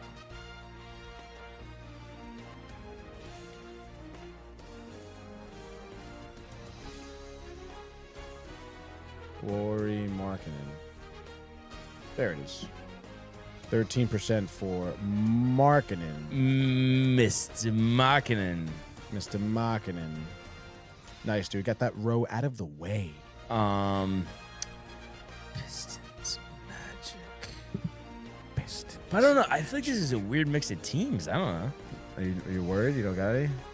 Could have done Gordon Hayward. Oh, right. I mean, I guess just to move this along here, Tobias Harris, Magic Pistons. Tobias Harris, 19. Okay, and then Bum, bum, bum, bum, bum, bum, bum. Pistons, Suns. Dead Nuts, Alec Burr. Yep, do that one. 5% for Alec Burr. I feel like this is like the hardest one of all time. I don't know Yeah, why. dude, this is it makes me really nervous for hockey. Because like baseball was hard. This seems really hard. NBA, NFL was a little difficult as well. Suns, Pistons. Oh, that Mason Plumlee. Suns, Pistons. Yeah, Okay. there we go, Josh. Let's go, Josh. Earning that paycheck. Yes. Yes. You think Josh B, like for his meeting, like a PowerPoint presentation, the new system, whatever, Oh, and yeah. just pulls up today's grid? Oh, whoops. Whoa, whoa, whoa, whoa. All right. And then I guess, Tony, I mean, if you want to just look up Spurs Magic, yeah.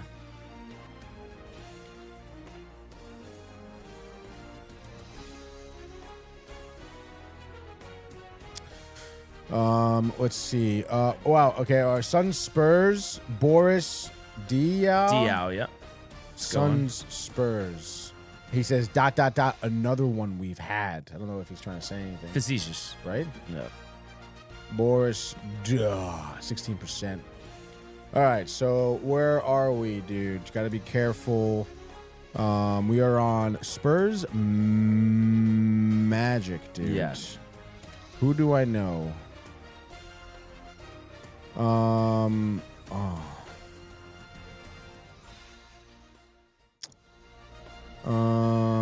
Jesus, dude. I mean, this is really. Okay. I mean, this is a guy, dude. Hall of Famer. Oh, Spurs Jazz, Patty Mills. Okay. Okay. All right, Josh. Jesus. Thanks, Josh. Hey, you're the All fucking right, man. so Hall dude. of Famer? Hall of Famer. Use him on the grid all the time. Love saying his name. Where'd he go to college? He went to no college, it seems. Drafted out of high school. What year? He was drafted in 97. Oh, T-Mac? Yeah. You think that's too much? Is there anything anybody else that you've heard of or no? Yeah. This is okay. Yeah, this is another guy. Also use him a lot. Josh B said it. Also, he says Steve Kerr. But this is a guy who is from the Bronx. Okay, was born in the Bronx. Oh yeah. He was from the Bronx. Went to DePaul. Drafted in 1988, first rounder to the Knicks. Josh B loves this guy. Definitely use him for a good before. A lot of times debuted with the Knicks for 2 years, then played for the Spurs from 89 to 92. Then went to Portland from 92 to 96. Then with Washington until 2001. Went back to Portland, Miami in 02, Minnesota in 03, Orlando in 04, Toronto in that same year. Ended his career in Houston in 05. The DePaul thing is throwing me off. Went to DePaul. He went to Truman High School in the Bronx. I don't think I know that one. All right, fair enough then. So here's another guy, Hall of Famer, third pick overall, 1982 to the Utah Jazz. Went to Georgia. Played most of his career with Atlanta until 94. Wilkins? Yes. Okay. You want to do that? Yeah, sure. Okay. Can't believe he played for those teams. I thought he was with the Hawks his whole career. Kind of crazy. Wilkins. Bang. 7% for Wilkins. Nice. The other guy was Rod Strickland. Rod Strickland, okay. Yeah. Gotcha. All right, to the ice we go. Which makes me nervous, dudes. To the ice we First go. round draft picks. All right, not terrible, actually. Where's the hockey? Because they don't have to be drafted by that team. They just have to play, Okay. right? Let's see. If it's anything like baseball, which I Or played at least one game, yep. Right, okay, this is good then. We can get through this. Bang, dude. Start it up. Let's go. All right, so for the Jets, we can do with my guy who LA should have traded. Or I guess we could also use him for LA and Winnipeg.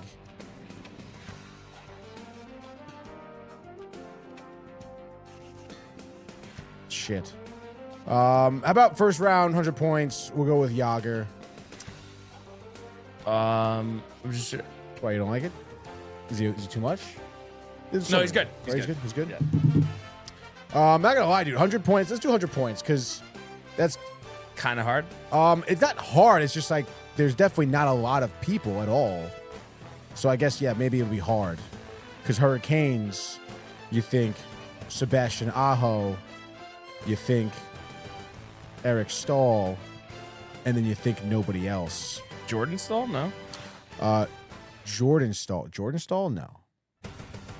Brother Eric. Brother of Eric. But also like Whalers, who had 100 points with the Whalers. Gordie Howe did not. Fucking Shanahan. No. Shanahan. Brendan Shanahan. I don't think he had 100 points with the Whalers. No, right? No. No way Gordie Howe did.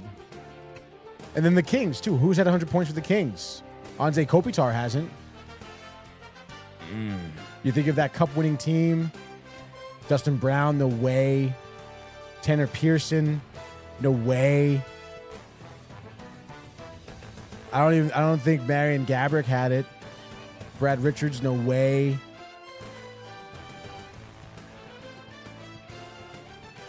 I think the only person I can name you is probably Wayne Gretzky, to be honest.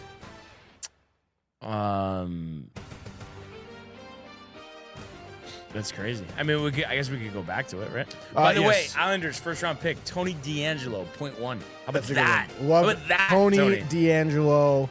Let's get some names on the board here. All right, we're Winnipeg, Carolina. We can do Roslovic. He's been a fan favorite for us. 2% nice. Boy, dude, this is tough. We can do Rittich. We can do Rittich for Kings, Islanders, or Kings, Jets, for that matter. I would do Kings, Jets. All right, so we'll do Rittich for Kings, Jets. And then since we've done that, wow, 1% there. That's awesome. We can do Gabriel Velarde for the first rounder. All right. Bang. All right, looking pretty good here. Oh, man, dude. Calvin DeHaan?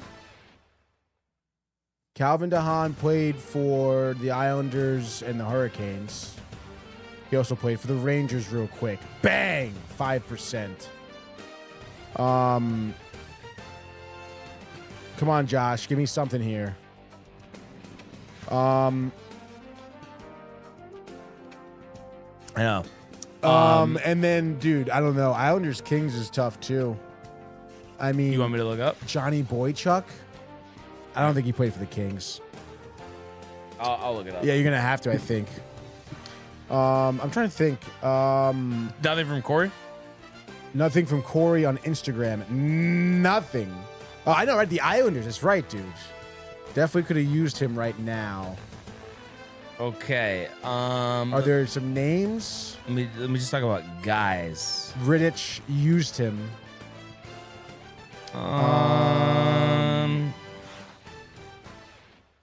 Yeah, actually, there's not. Got guys? Goalies? How about are you on? Yeah, the goalies I've never even heard of. Really? You have guys, dude? Are we talking guys? No, but really, like, no one really that recent. That's the problem. Like, nobody in the 2020s at all. Shit. So you're thinking... Yeah, Rittich was the guy. Damn. Rittich was the guy? Is there, who did it tell you, like, who the most There's notable? a Hall of Famer. 1 season for the Kings and 17 for the Islanders. Oh, shit. Who anything else? Let's see. Potvik? No. Potvik sucks. He was a Goalie? Yeah, he was a goalie. For the Islanders. Yeah. What decade are we talking about? He was drafted in 1970, so he's part of that run. Well, 17. He was there for 17 seasons, so he Yeah. was there until 87. Yeah. The goalie. Wasn't that the middle? Mustache. His nickname's Hatchet Man, Battling Billy, and Billy. Battling Kid. Billy? Yeah. Billy, so his name's Billy, obviously. Bill Bouchard. Kind of a very generic last name. Johnson? Bill Smith. Bill Yes. Johnson. Bill Smith? Yeah. All right, we're going to go Bill Smith. Is it Billy Smith? Billy. Billy Smith, 4%. The mustache. So we just need Carolina and the Kings 100 points? Which we have them, but they're just going to be a lot. No, dude. but let me see. Because I feel like, Let me see. Billy Smith, 4 times Stanley Cup winner. What percentage was he? 4%, Wow. which is kind of crazy. I'm curious to see who, like, the main guy was. All right. Batlin Billy Let's see. So, from Perth. Oh, he was drafted by LA. Oh, it was 1 year with the Kings, and then he went to the Islanders. That's interesting.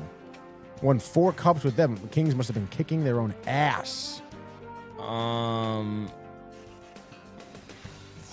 Billy Smith. So there is a guy, he was the only U.S.-born player to record 100 points a season for the Kings. And he has a very similar name to a very famous old-school late-night talk show host. Old school, like Johnny Carson. Okay, but not Johnny, but it is a very similar name, but not Johnny, but Jimmy? Yes. Jimmy Carson? Yes. For the Kings? Yes. What year was this? I didn't even click on him. Let's see. Jimmy. 1988 or Okay. whatever it was. Jimmy Carson from Michigan. Okay, well, what percent was that? Was it 2%, I think? 3%. Okay. And All right, so now we go to Hurricanes. So other than Eric Stahl and Sebastian Aho. Let me just see. So Sebastian Aho, by the way, didn't. Sebastian Aho didn't have 100 points? No.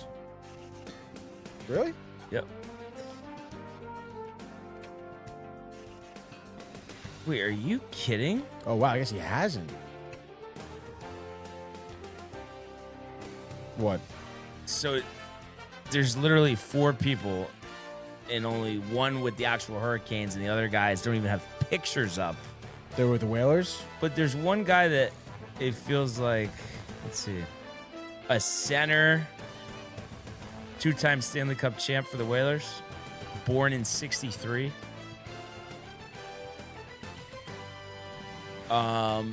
And his last name, It's not Brendan Shanahan. his last name is the same as the 20-point scorer for the Magic. Josh B gave it to us. Yes, I remember, but I don't remember the 20-point score for the Magic. I guess I have to look in the fucking Francis. Okay, Francis. So what's his first name? Steve. John? Not. It rhymes with John. Ron. Ron Francis. Is that right? I feel like you've No, said yeah, that Ron before. Francis. Yes, dude. Ron Francis. Jesus Christ. I think he played for the Islanders too, Ron Francis. I could be wrong. Oh, No, I I have to look didn't. it up. No, he didn't. Hartford. Played for Pittsburgh, then went to Carolina. Interesting. Ron Francis. So what did we end up with? I mean, it's a 76, but it's, Okay. you know. I mean, these grids are tough. Yeah, this you was know? fucking extra tough, dude. Yeah. Fucking 7 people for LA, 100 points. 4 for Carolina. Billy Smith. It doesn't matter, dude. But hey, listen, we gave it a good try. Yeah, we give it a go. And then some couple kind of a mixed bag here before we wrap up. I did watch actually a good amount of the Sony Open coverage. The sight lines, as you can imagine, were tremendous. And we saw some good golf. And actually, how about this? Our defending champion, Nick Taylor, co-leading with Kevin Roy, not Wah, at 8 under. They both shoot 62. That's nice. And so they have a 1-shot lead over Ben Griffin, who unfortunately I had against Ben Griffin in the head-to-head with Russell Heanley, who shoots 5 under, but Ben Griffin shoots 7 under, so I lost that. But he's tied with Gotterup and John Vanderlane, as well as S.H. Kim at 7 under. And then the 6 unders are Smalley, Perry, Adrian DeMont Deschamps, Denny McCarthy, Kurt Kitayama. Deshaw. Actually, no. So Deshaw is the last at 6, and then at 5 you have McCarthy, Kitayama, Hall, Heanley, Dunlap, Svensson, and Tony's favorite, Mac Meisner. There we go. Defending U.S. Open champion JJ Spawn shot 4 under. And how about this, Tony? He's in his 60s. Vijay Singh, lifetime exemption, or season exempt, lifetime member PGA Tour, all that. 2 under par. Wow. First non-major PGA Tour event since 21. Oh, shit. Hasn't been a full-time tour player since 17, but with the exemption, he can play a lot of these tournaments. So that was tremendous seeing him, the belly putter. And he also ripped one down the fairway, 350. No shit, And dude. he's like 62 years old. I mean, That's sick, unbelievable. So that was nuts.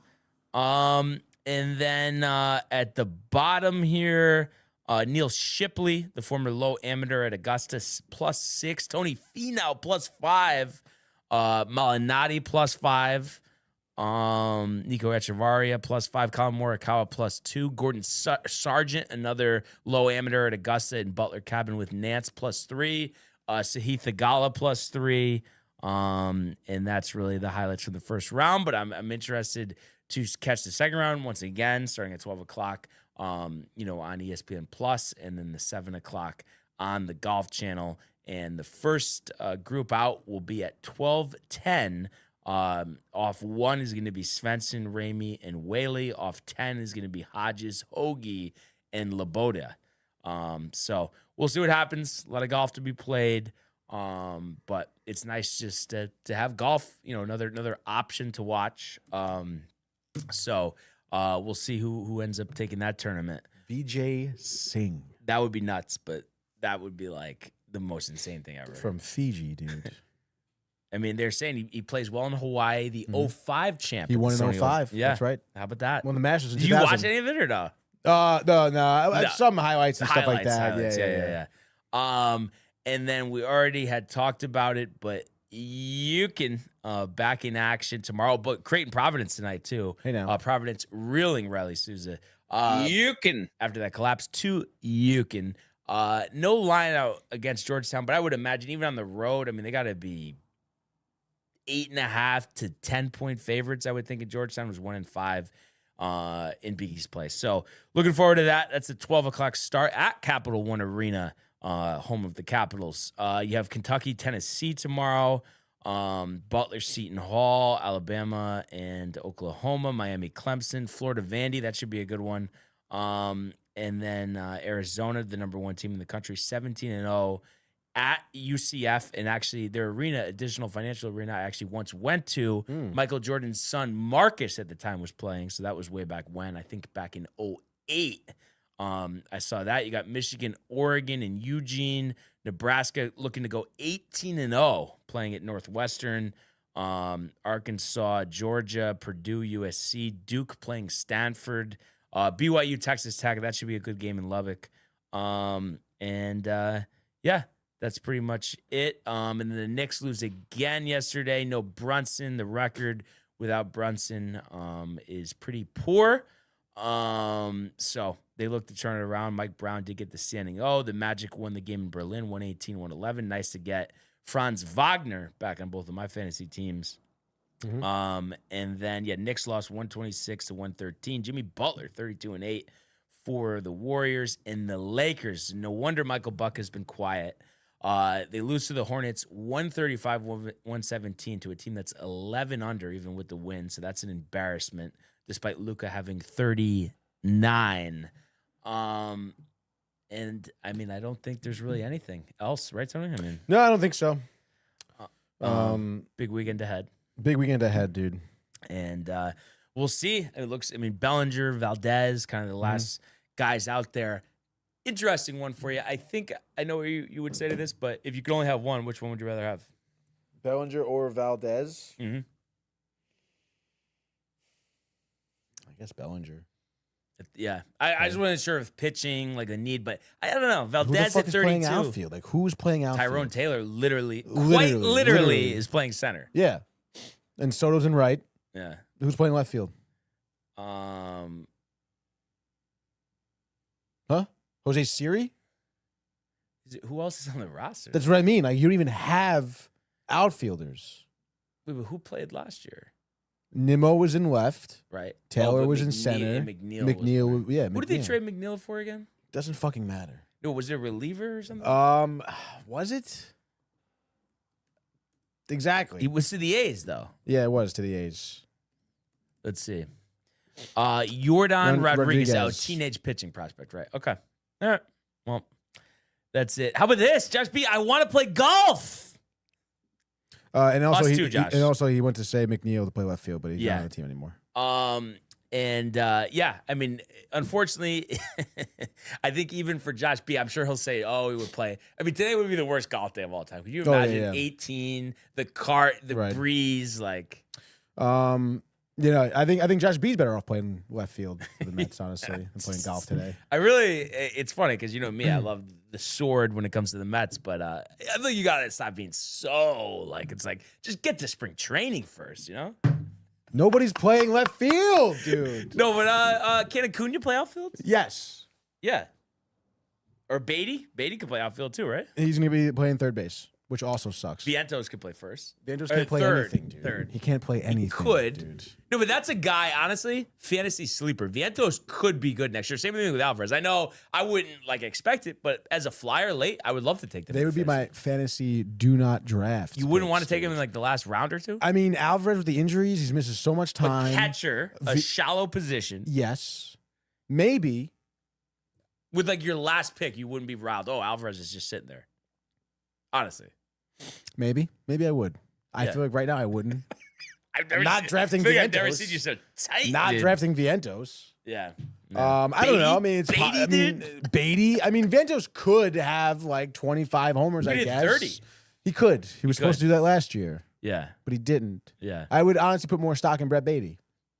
And then I don't know how much stock you want to put in this, but in our group chat, I don't know if Corey's just trying to get me riled up, but he says supposedly that the Mets are favored for Bellinger. But like I said, I'm fine with letting him go. So we'll see what happens.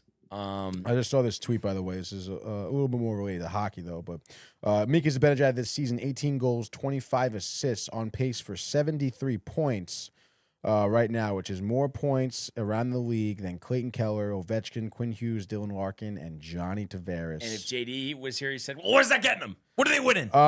It doesn't when, he's minus 16 on the ice and doesn't really play defense. Yeah. Which is tough, dude. It is. But what are you going to do? Game tomorrow. Big game tomorrow. Yeah. Big game tomorrow. Big games this weekend. So great week of shows. Really appreciate everybody who tuned in and continues to comment, like, and subscribe. All of the archives on the YouTube page, Tony, Michael, Renee, and Jay in costume, the merch at DowntimeTV.com. Want everybody to enjoy the day, enjoy the games, and we will see you on Monday. Hey guys, Tony here from Downtime TV checking in. I want to thank all our fans out there who's been liking, subscribing, sharing our content. You guys are the best. You guys are our bloodline. You make us love what we do. Thanks again.